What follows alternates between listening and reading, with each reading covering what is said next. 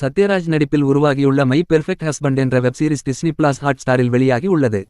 இதில் சத்யராஜ், சீதா, ரேகா, ரேஷ்மா பசுபுலெட்டி, வர்ஷா, ரக்ஷன், லிவிங்ஸ்டன், அஜித் காலிக், கிருத்திகா மனோகர், ராகவி என ஏராளமானோர் நடித்துள்ளனர்.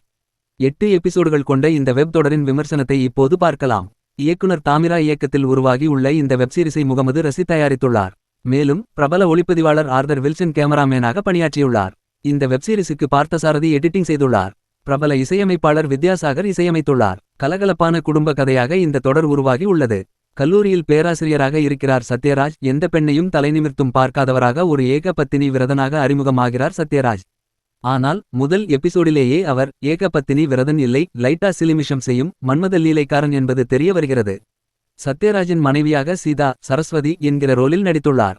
இவர்களின் மகனாக ரக்ஷன், அஜித் காலிக் நடித்துள்ளனர். மகளாக கிருத்திகா மனோகர் நடித்துள்ளார். இதில் ரக்ஷன் படித்து முடித்துவிட்டு சொந்தமாக யூடியூப் சேனல் ஒன்றை தொடங்கி அதில் சம்பாதித்து வருகிறார்.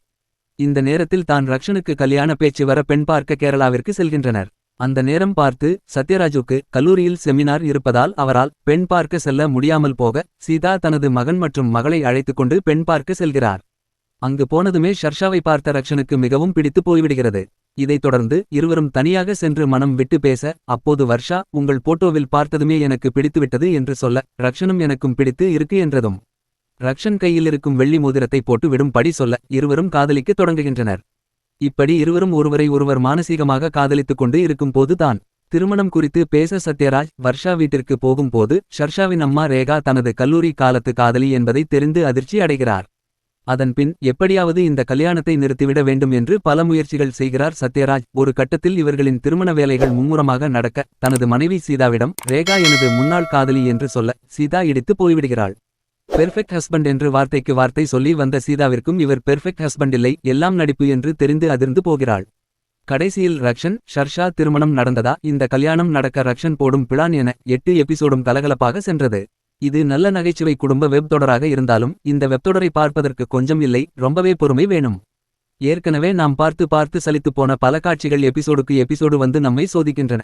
சத்யராஜின் நடிப்பு எப்போதுமே சூப்பர் தான். அதுவும் ஏகபத்தினி கணவராக கொடுத்த நடிப்பும் அது எல்லாம் சும்மா, நான் அப்படிப்பட்டவன் இல்லை என்று தெரிய வரும் காட்சியிலும் பொருத்தமாக நடித்து இருக்கிறார். இதேபோல வித்யாசாகரின் இசை ஓகே என்று சொல்லாம். மத்தபடி வார கடைசியில் பொழுது போகவில்லை, என்ன செய்யலாம் என யோசித்துக் கொண்டு இருப்பவர்கள் இந்த வெப் தொடரை பார்க்கலாம். நீங்க இன்னும் இங்கதான் இருக்கீங்களா? முடிஞ்சிருச்சு, வீட்டுக்கு போங்க. போங்க போங்க போங்க. மறக்காம சர்ப்ரைஸ் பண்ணுங்க. தேங்க்யூ.